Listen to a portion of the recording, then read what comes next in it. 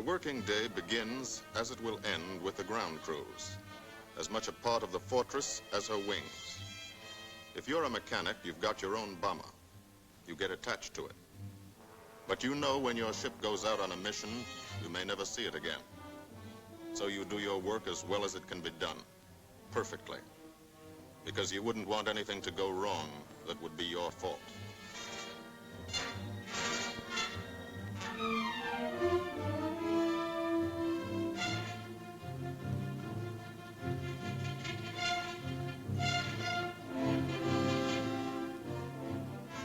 Today, the bombs will be taken from these bomb dumps somewhere in England and delivered to specific points in Wilhelmshaven, Germany.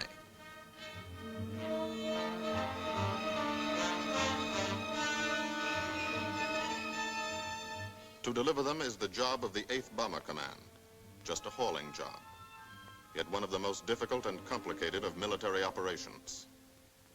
And to think of yourself. Fear fades. You concentrate on the mission. Type of formation, assembly point, 0 hour, route to target, weather, enemy fighters, enemy flak, route back home. If forced down in enemy territory, destroy equipment. If taken prisoner, give no information, name, rank, and serial number. That's all.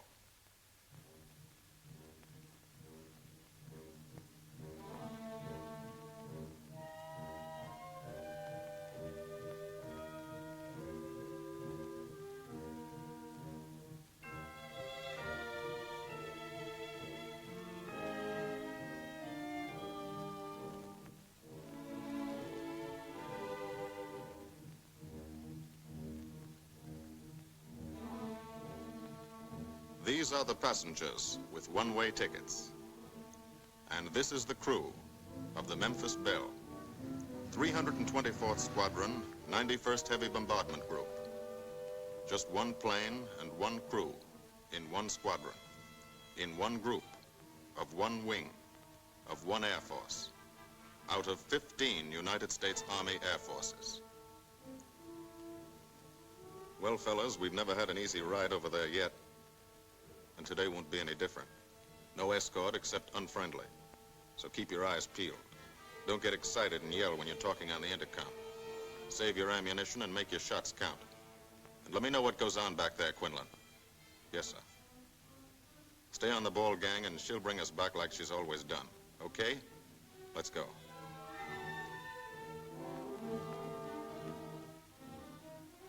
They have completed 24 missions. In this, the toughest theater of air war, the big league of sky fighting. Their experience is priceless. And so, if the Memphis Belle comes back this afternoon, they will be sent to bring the vital lessons they have learned to thousands of air crew men in training.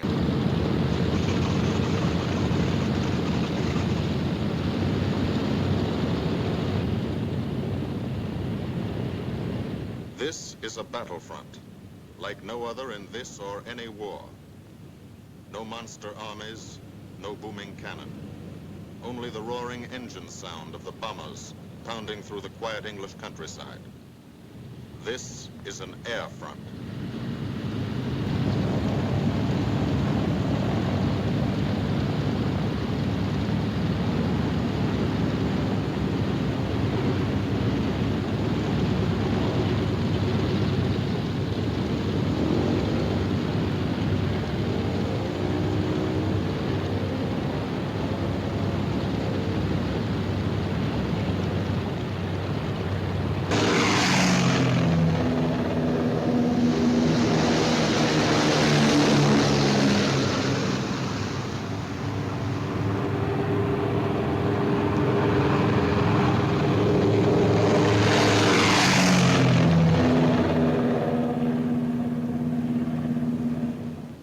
Of the Memphis Belle leave the soil of England for the 25th time.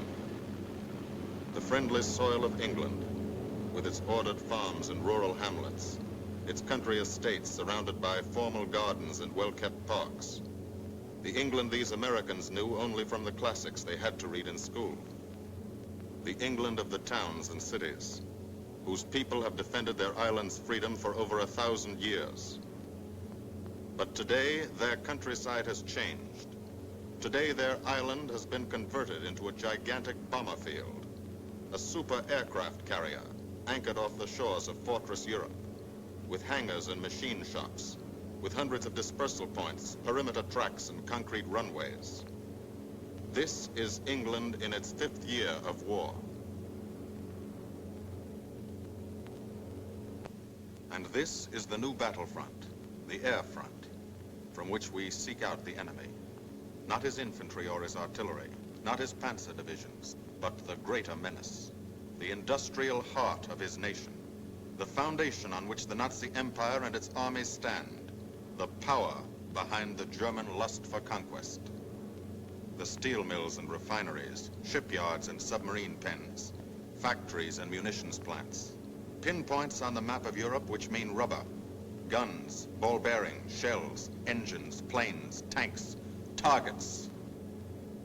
Targets to be destroyed.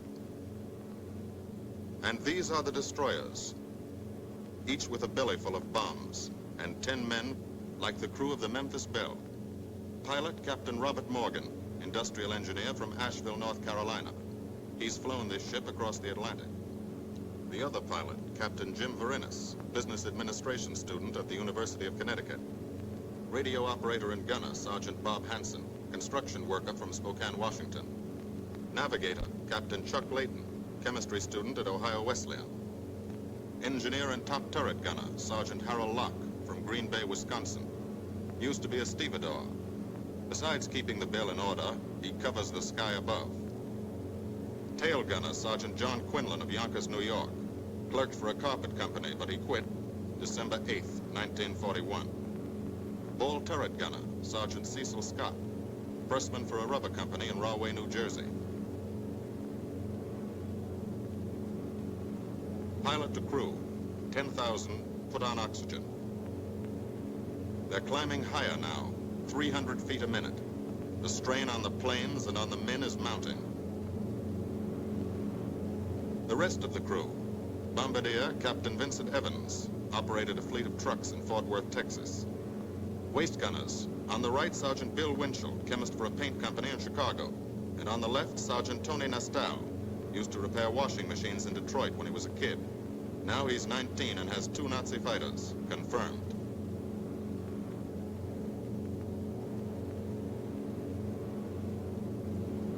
It takes all of a pilot's strength to keep a 30-ton Fortress in tight formation. But the formation is the bomber's best defense against enemy fighters. The planes are deployed to uncover every gun, stepped up and down, echelon to the right and left, arranged to overcome the danger of gunners firing into friendly ships, arranged so concentrated cones of fire from the caliber 50 machine guns cover the sky for 1,000 yards in every direction.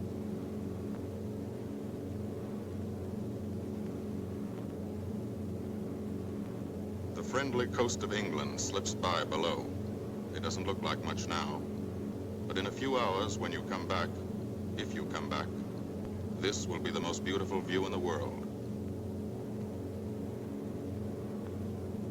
Higher and higher, climbing to reach your best operational altitude, 25,000 feet, 5 miles straight up. So high you can't be seen from the ground with the naked eye. So high that after 1 minute without oxygen, you lose consciousness. After 20 minutes, you're dead.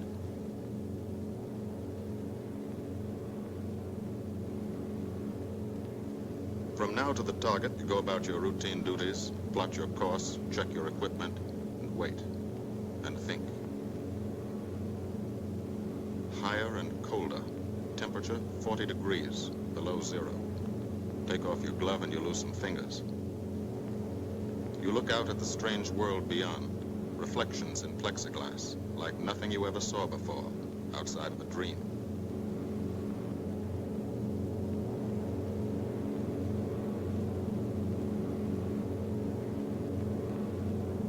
Higher and higher into the lifeless stratosphere, until the exhaust of the engines mixing with the cold, thin air condenses and streams the heavens with vapor trails.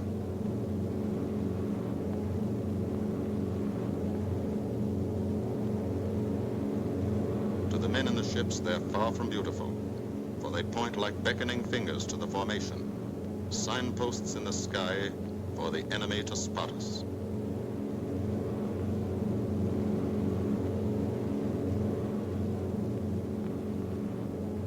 For these bombers to accomplish their mission, a plan is needed. Carefully worked out, timed to the minute. The job is to bomb Wilhelmshaven effectively and economically. The enemy is strong, skillful, determined to stop us. Here are his defenses. Airdromes, well dispersed. Each plane indicates a staffel or squadron of fighters. Heavy anti-aircraft, highly trained and accurate, all along the coast and defending his vital installations.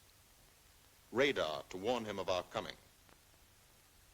Here is our plan to divide his defenses and weaken his opposition. At 13:30 hours, shortly after takeoff, 6 groups of planes will be heading toward the enemy coast from 6 directions. The Blue Force, 100 B-24 Liberator 4-engine bombers. The White Force, 300 B-17 Flying Fortresses. The Green Force, 300 B-17s with an escort of 6 squadrons of P-47 Thunderbolts. A force of B-26 Marauders, twin-engine medium bombers with 6 squadrons of RAF Spitfires escorting. Almost 1,000 planes and over 8,000 men in the air. The enemy alerts all his airdromes. But which is our main force? What are our targets? Where should the Nazi controllers send their fighters? It's our job to make them guess, and guess wrong. A half hour later, at 1400 hours, the Blue Force will be heading east across the North Sea, with the White Force following. These enemy fighters are tied down, waiting to meet them, and will not be able to attack the Green Force. These fighters must come up to attack the Green Force, and thus will be no threat to the Blue and White Forces. The B-26s and Spitfires will bomb and strafe a key rail junction, diverting these 6 Staffeln and preventing the enemy from concentrating too many fighters on the Green Force, which is scheduled to bomb an aircraft factory at Hanover. At 14:30 hours, the Blue Force will threaten this entire coastal area of northwestern Germany. Which target will it be? Flensburg? The Kiel Canal? Or will it turn suddenly and bomb Hamburg, Wegesack, or Emden? Actually, it carries no bombs at all. It's a decoy and keeps the fighters from the northern area busy while the White Force, the main effort, heads for the submarine pens of Wilhelmshaven. At 1500 hours, while the White Force is over its target, only a fraction of the available German fighter strength of the area can intercept it. Because of the Blue Force diversion and the simultaneous bombing of Hanover by the Green Force. This is the plan of battle for today, drawn up by the Combined Operations Planning Committee and approved by the Commanding General. The White Force, lead group, low squadron. We've crossed the invisible line of enemy radar. The Hun is expecting us.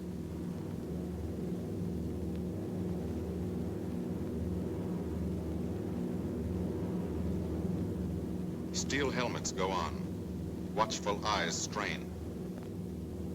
Tight formations are held tighter still. Tense gunners more alert because here it comes. The enemy coast. From up here, it looks the same as any other. Houses, roads, green fields, factories, waterways. But they are the houses and fields of those who invade and oppress. They are the factories and roads of the people who twice in one generation have flooded the world with suffering. Suffering in such quantity as the history of the human race has never known. Brought torment and anguish into countless American homes. Gold stars and telegrams from the War Department.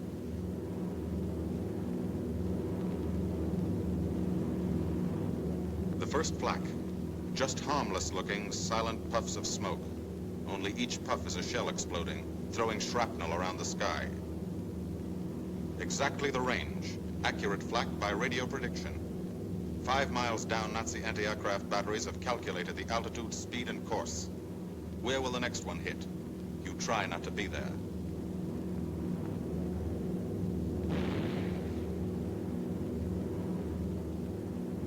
The docks and submarine pens of Wilhelmshaven. Approach to the target starts. No smoke screen can protect it.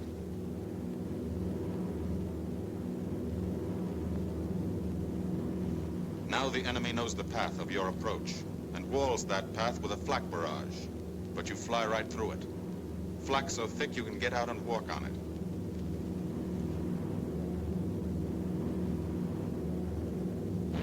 Seconds. Evasive action to confuse the flak batteries. Top turret fires at him. Evans must ignore the battle. Crosshairs lined up on target. Adjustments for wind drift made. 2 more fighters diving from 9 o'clock. Flak now has the range too. They've hit this fort, but he keeps on his bombing run.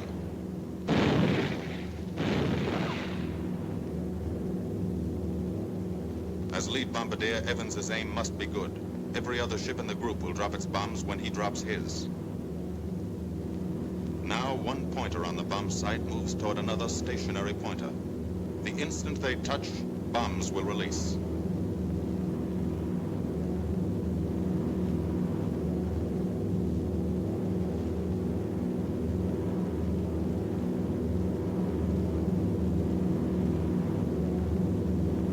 They touch.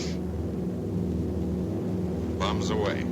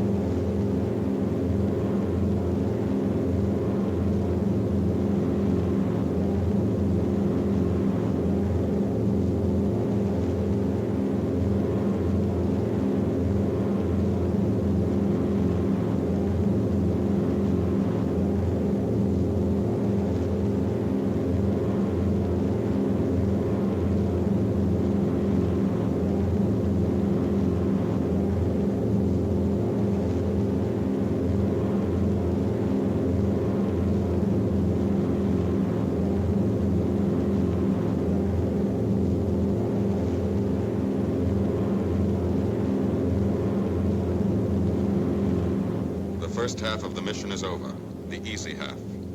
Now to get home.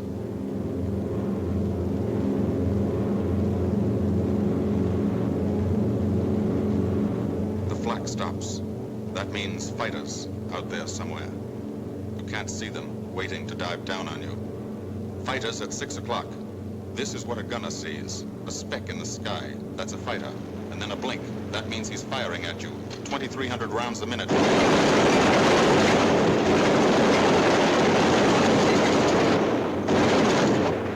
In a running battle, one of the most important instruments is the interphone.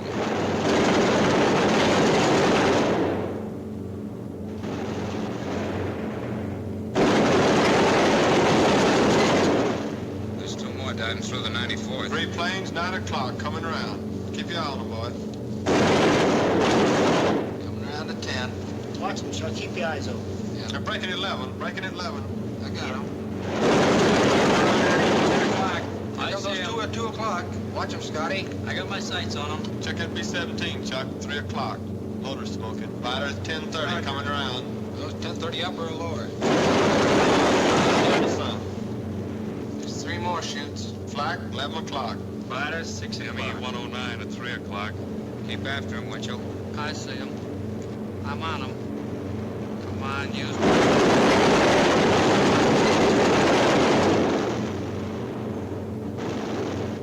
I got him. Quinlan, confirm that fighter. He got him, Chief. Look, he's bailing out. Don't yell on that intercom. Fighters, 10 o'clock. Watch those 2 at 12, Van. They're coming in. They're coming in, Scotty. Get that ball turret on him. Save the ammunition as much as possible.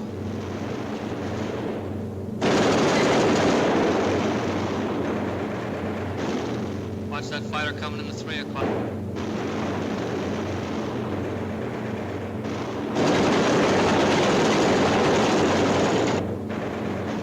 This fortress is hurt.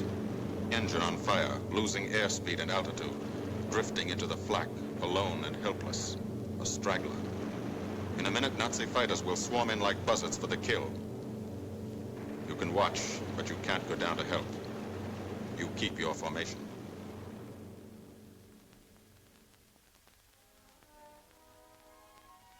Here, too, the mission is being flown. None the less real for being in the minds and hearts of these men behind. Ask anybody who's been to a field in England, or anywhere else our bombers are based, and he'll tell you that there's drama here, too. Waiting to see who's coming back. To watch them, you might not realize how tense these ground crews are. But they are tense, and plenty worried. In Air Force talk, this waiting is known as sweating out the mission. These men know the flight plan. Their watches told them when the bombers were running into enemy flak, when they were over the target, when they left the enemy coast. And now their watches tell them the bombers should be nearing the field. Every ear strains for the first sound of the engines. And then somebody hears them. And somebody sees the first faint specks in the distant sky.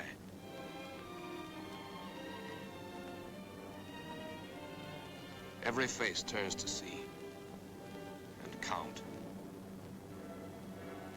The watchers try to read the numbers on the ships. These planes have priority to land first.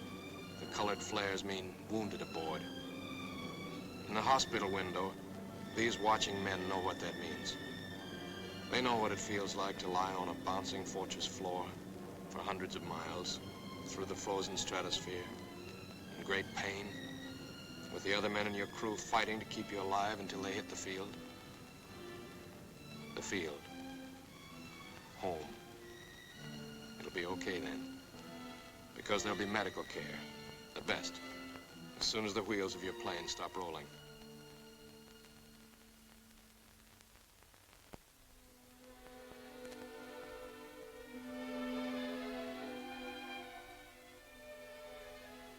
Head wound. Concussion.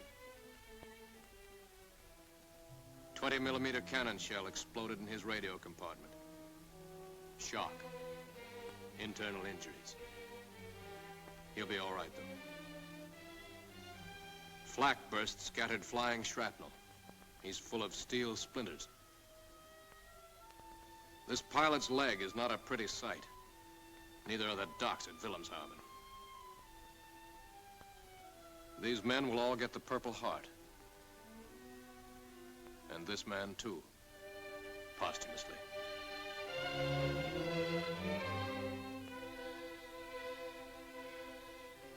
A transfusion right in the plane.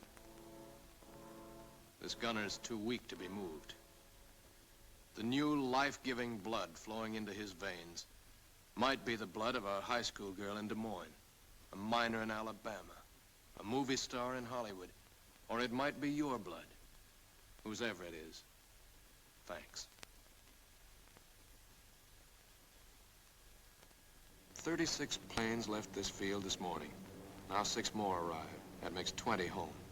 And this one's 21. More wounded aboard. Control tower learns that 2 more landed at a British field to the south. 1 a crash landing. Crew safe. That makes 28. 29. 29 planes back. So far. 29 out of 36. Our losses were heavy, but the enemy's were far heavier. We destroyed a German aircraft factory, a rail junction, submarine pens, docks and harbor installations. That's specific, known damage. But who can tell the number of German torpedoes that will not be fired, the number of our convoys that will get through now, the soldiers and seamen's lives that will be saved, or the battles that will be won instead of lost because of what these bombers and airmen did today.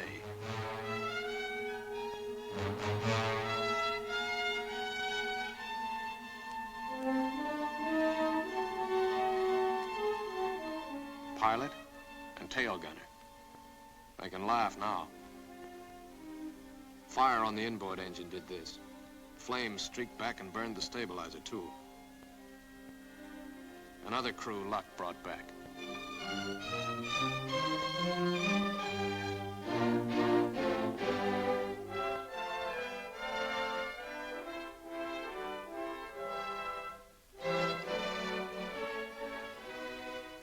Here's old Belle. A pretty good airplane when it took off. Lost its nose, lost its navigator, bombardier wounded, top turret gunner and pilot hit.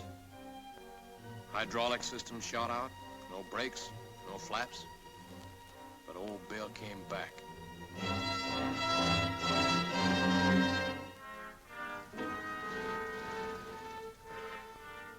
Now, among the returned crew members, talk flows like a river, talking out every detail of the mission.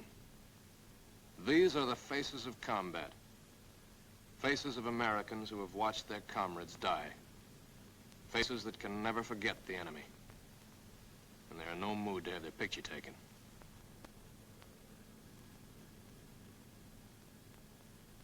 In the control tower, Colonel Ray, the group CO, is still watching and waiting.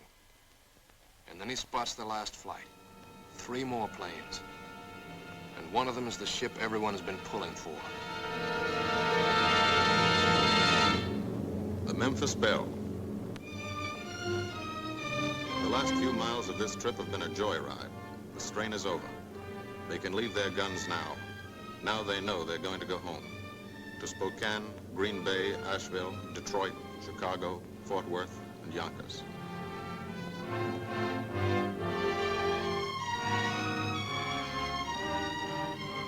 The Belle comes in for her landing. But first Morgan buzzes the field, cuts the grass with the giant fortress. It's against the rules, but this is a special occasion.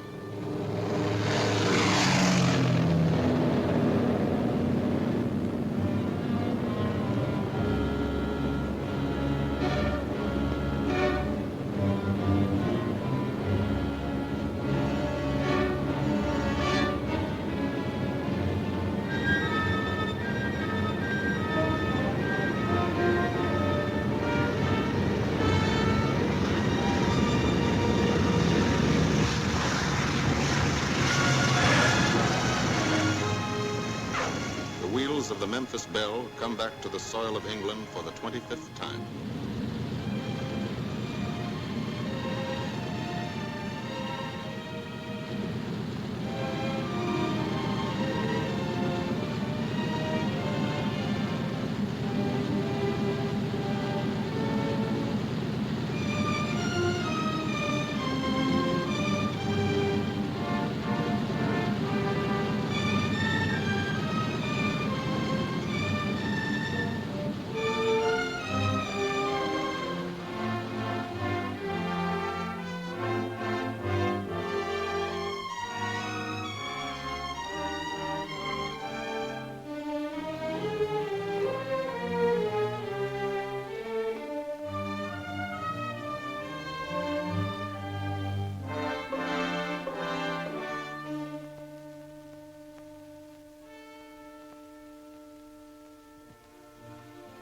This is a day they will never forget.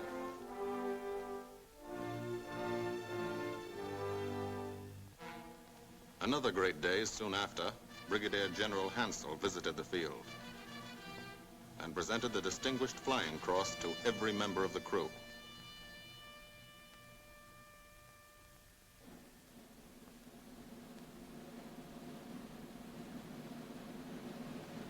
And then there was another day.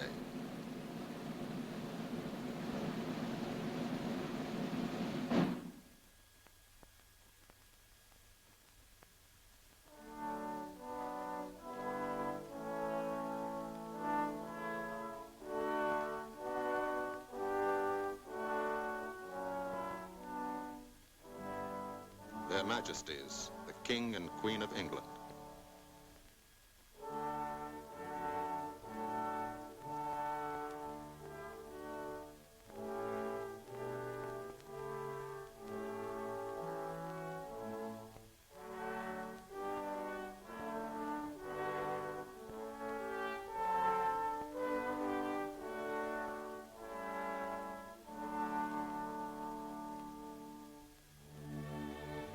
Johnny Quinlan never thought anything like this would happen to him when he left Yonkers.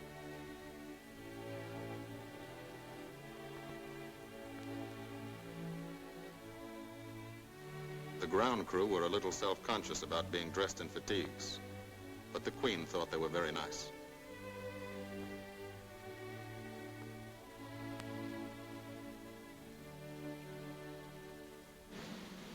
Finally, two more visitors came. General Acre, commanding the 8th Air Force, and General Devers, U.S. commander of the European Theater.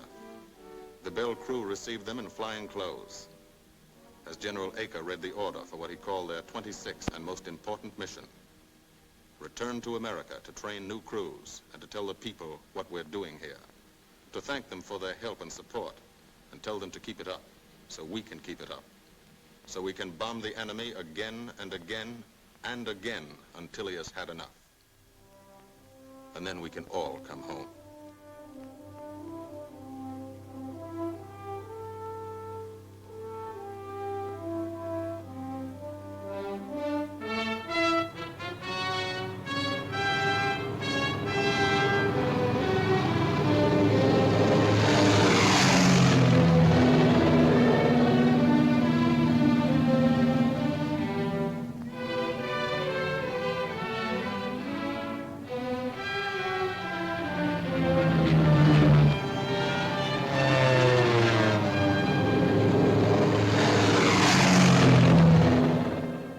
The 8th Air Force, who are now flying deep into Germany, bringing destruction to targets almost 1,000 miles from their bases. Destruction like this. And who have never once been turned back by the enemy. To those men, this film is gratefully dedicated.